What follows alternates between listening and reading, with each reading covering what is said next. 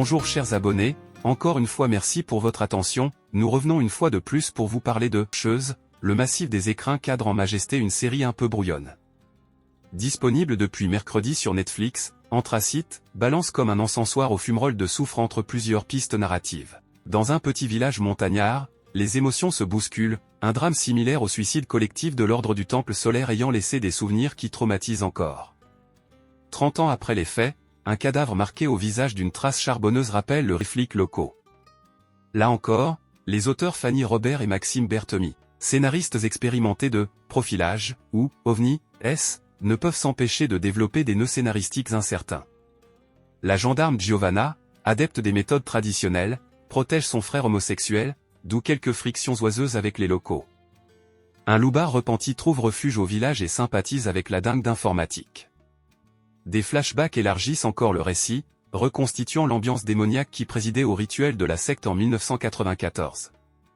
Au-delà de ces séquences au trash morbide, la référence à l'ordre du Temple solaire reste anecdotique. Mieux vaut s'en remettre au documentariste Frédéric Mermoud, Sirius Onde de choc, 2018, Pierre Morat et Éric Lemasson, La Fraternité, 2023, ou encore Yves Boisset, Les mystères sanglants de l'OTS, 2005, pour une investigation plus solide du sujet.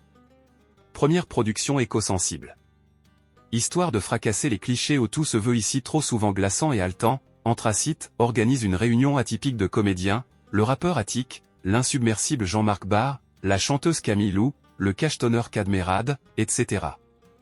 Meneuse de bande, la valaisanne Noémie Schmidt force la note en déluré intrépide très copié-collé de Lisbeth Salandé dans la série « Millennium ».